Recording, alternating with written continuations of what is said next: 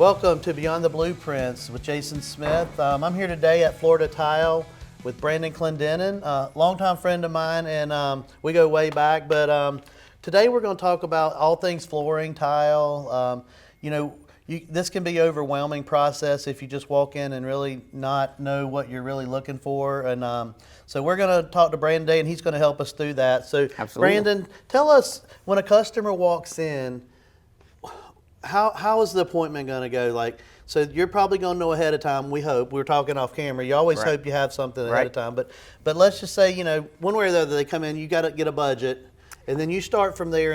And where do we go from there? So a lot of times, we want to find kind of where are they at in the process. We want to find out, again, to your point, what's the budget, what's the style, where are you finding yourself kind of leaning more towards, and then what we'll try to do is guide the process from there. So we can say, okay, we obviously want to fit within that price point that you want to be at and try to keep you there as much as possible, and then achieve the overall look that you want at the same time. So then that's what we do from there. That's our job, is to kind of help guide you in that direction. Okay. So now when people come in, I'm just going to fire up maybe some questions. You may lead to other things, but I know one of the things I was asking you earlier is when you get into tile, there's so many things that we might think we know or we don't know, and we as consumers, not you, but like ceramic versus porcelain, what can go on the floor, what can go on the wall. I mean, I've been into retail stores, and you're just walking around, you're kind of lost, right? Because you don't know what's what goes where, and so I always recommend talking to a professional, because there's a lot of things that could go wrong. And I could tell a few stories on that. I'm sure you can tell quite a few. But so tell us a little bit about that. How do you know what goes where and what is, can fit? So rule of thumb, I guess, whenever I'm trying to teach somebody, if you will, about tile, the rule of thumb is porcelain tile can go floor and wall. So it can go kind of anywhere, and it can go interior, exterior for the most point. And then ceramic tile is essentially wall tile only. So you would use that on, say, backsplashes, fireplaces, shower walls, stuff like that. But porcelain is much more dense and is a stronger product, and it has much less porosity level to it. So it's going to be much more durable for that application as well. So porcelain is definitely the way to go. And then you see a lot more larger formats with porcelain too, so you can lessen that grout joint. But the popularity in subway tiles, things like that, that's a ceramic wall tile, and you see that being used quite a bit. Okay. Well, let's take a walk around the store, and we'll show you some different products. We're over by the porcelain slab, and I just wanted to talk about this. We're seeing a lot of this in new homes. And so, Brandon, tell us kind of what it is and what are the many uses. So this is a porcelain panel. A lot of times it's referred to as gauged porcelain panel.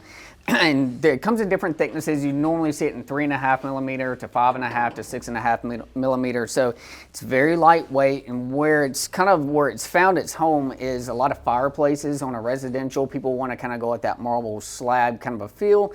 They may be going 20 feet in the air with an entire fireplace, but you want to put that kind of weight load on the substrate so you can kind of get the nice clean look, very limited seams to it. But showers and, say, master bathrooms and things as well, to where you can go in and you can put, say, one, maybe even just 2 panels on a shower wall. So you have very, very little grout joints, and so it's much easier for maintenance, but it gives a nice, clean, kind of a modern, sleek feel to it as well. But also commercial. So if you're going into a commercial application, you could go in and, say, without having to do a demolition on a project, you could go and put it right directly over top of a floor, right over top of a wall substrate. It's not adding weight load to it. It's lessening the cost of the demo and time with that project too. So it has a lot of versatility to it. Okay. Well, I think it's a nice sleek look, and being that the panels are tall, and it makes for a clean look in a bathroom. If you're looking to remodel or you're building a new home. So we're going to take a walk over across the showroom now. We're going to go look at the natural stones and talk a little bit about that. So Brandon, tell us about, we were talking a little bit off air. Tell us about the natural stones. They're gorgeous, by the way, and I can't imagine how nice they're going to look in finished homes. But tell us a little bit about this product or the differences in these products. Yeah. So natural stone obviously comes from the earth. So you have marble, you have granite, limestone, slate. You've got lots of different options, and all give you kind of different feels, different textures, different looks. So natural stone has definitely sort of picking way back up in as far as residential and commercial projects. Again, it's classic. It's obviously been used in architecture throughout centuries. You know, the only thing that we kind of like to qualify when we're talking with a homeowner or a project when it comes to natural stone is the overall maintenance to it. So natural stone is a little bit more expensive of a product as well, but you always want to qualify, okay, where is this being used? How much maintenance is it going to require?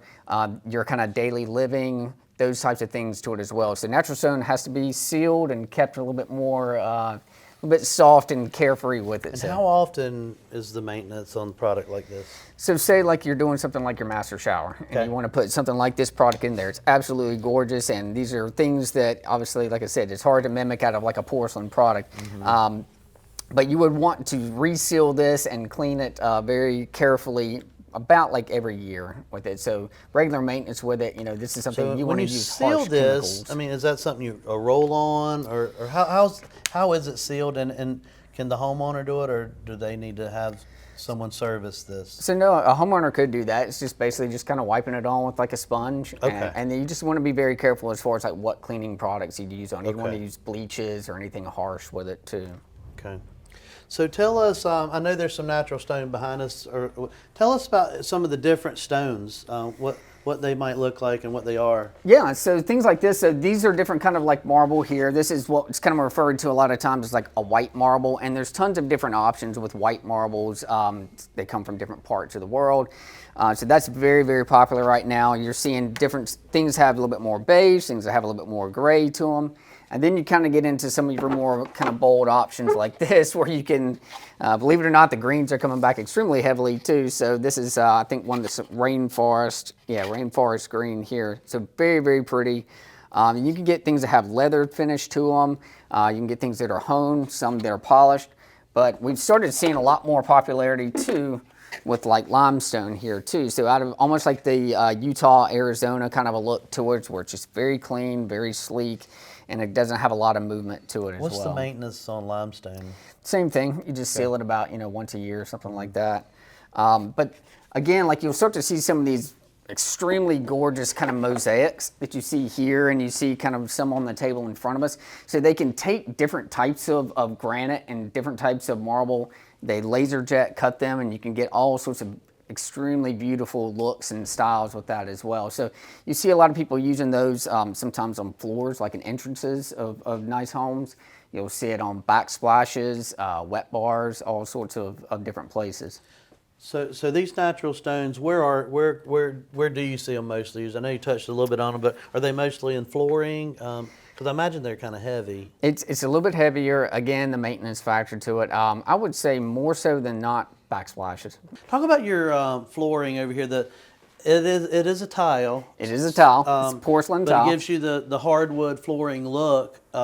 If you're wanting that look, we were just talking a little bit ago about, a lot of people are doing the hardwood floors, the sand and stain finished on site, but these would give you, and there's probably a lot of colors here to match, similar to your flooring. So in a bathroom, tell us what the benefits are to this versus regular hardwood. So we're in North Carolina, so we're in hardwood country per se. Exactly. So you see mostly every house you go into is using real hardwoods. But if you were to go down to say Florida, Texas, you see way, way more than this in entire homes than you do here.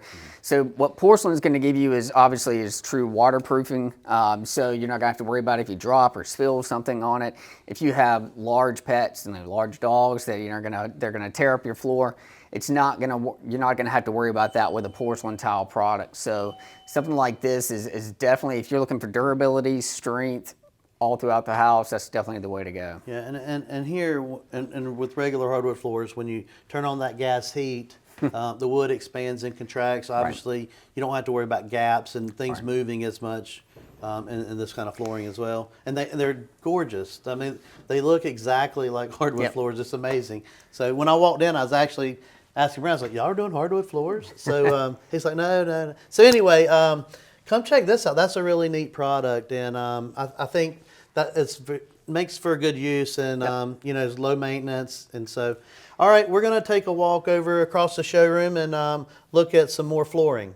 All right, we're over here in the flooring section. We're going to talk about the flooring and the size of the squares. So, I mean, we're now seeing people, used to be, 12 by 12? 12 by 12, and all that. yeah. That was the thing. Now, you can even see on their floor here, but over here we're going to talk about the different size of the flooring, because it's really popular right now. Yep, Brandon, tell us about it.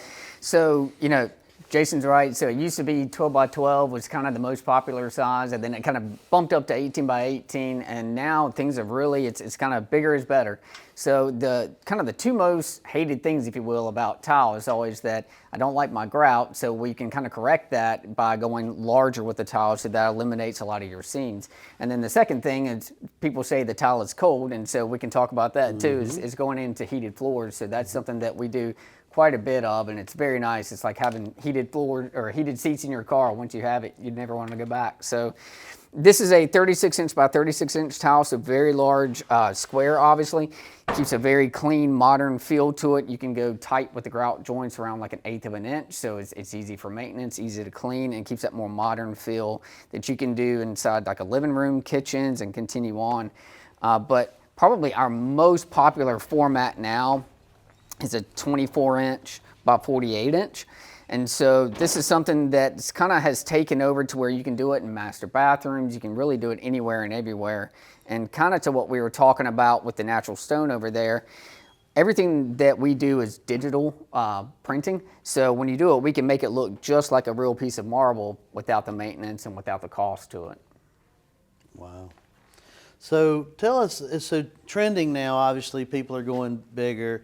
Are these your larger squares, or? So yeah, this is really a good kind of segue, I would say, between the large porcelain panels that we were talking about earlier. Sometimes, those types of panels don't always fit for the application, or doesn't always allow with the budgets, and say maybe the installer as well. So this is a nice kind of segue to still get a large format. You can get nice, tight, clean lines without having to jump to that particular size format. This is a 24 by 48 porcelain. Porcelain, okay. Yep. So now tell me, I'm just asking because I'm sitting here looking at it, but these are not these are flooring or not for flooring? Floor, yeah, Okay, do a ton of floors. Now that looks like it would be slippery. I know you've been asked that. So. Yep. So polished porcelain. Okay, so technically polished porcelain is rated for the floor, but at the same respect, I can never tell you that you're not going to slip and fall on it as well. I'd say over the last 3 to 5 years, the popularity in polished porcelains on floors, especially even in master bathrooms, has come back really strong. But we always tell people to put a rug out in front of your shower when you do that. But we see a lot of people, what's also popular is doing, like, say, a matte finish or the honed finish, if you will, on the floor, and then doing the shiny on the walls to kind of eliminate that risk. Yeah, gorgeous stuff. All right, so let's walk over here. We're going to talk a little bit about the outside, well, inside, outside, but we got some pavers over here. Tell us about your pavers. So yeah, so porcelain pavers, and you can kind of see if the camera can get a shot of it, it's much more thick here, and there's kind of 2 reasons for that. So when you go from indoor to exterior, everything kind of expands and contracts. So you want this to be much more thick, especially in a region like North Carolina, to where it could be like today, it's 20 degrees in the morning and it can be 60 degrees in the afternoon. So you don't want that product itself to crack and to break. So that's why it's much more thick on here. The second part is that this has a little bit more of a heavier texture to it. So if you're wanting to do this around patios, driveways, pools, it's much less slippery, so you're not going to slip and fall if it's a rainy day. But the popularity in pavers, what we do a lot of is, like, this tile in itself comes in an indoor finish as well, so you can go straight from your kitchen, your living room, on out to your patio. Yeah, so many people now are opening up those spaces with the folding doors and bringing the outside in or the inside out. Exactly. So this allows you to keep that seamless flooring application and continue it straight from the indoor to the outdoor. Gotcha. Well, tell us a little bit about what's behind you here. I know we've got This is really cool and really pretty. But these things, these surround sounds could be used, or the surrounds can be used for fireplaces, Yep. indoor or outdoor. Indoor or outdoor. If you're doing outdoor with it, you have to waterproof really well behind Okay. it because it doesn't have grout in most applications. But we kind of have this little display here. This was our little ode to the outdoor and the fireplace area. Fireplaces more than anything with the stacked stone. Some people would do it on a backsplash, but it's That's not, what I was going to ask. It's not as easy to clean. Everybody Yeah. always uses the spaghetti sauce, kind of example to it. So more fireplaces than anything. You can get, as you see here, some much more kind of rustic and traditional colors, or you can go something like an all black or an all white that kind of gives you a little bit more of a modern vibe to it. It also has a lot more texture. It appears it's not flat like a lot of backsplashes. Yep. So I'm sure that's plays into, especially when you're doing a surround on a fireplace, it gives it some dimension and breaks Absolutely. up the space. Yep. So, guys, thank you so much, Brandon. We appreciate having you you. today. And if you haven't watched us before, check us out. Go to triadnewhomeguides.com and you can click the link. And we're on all podcasting platforms that are out there. So check us out. And if you have any feedback, please reach out to us. And we hope to see you on the next episode.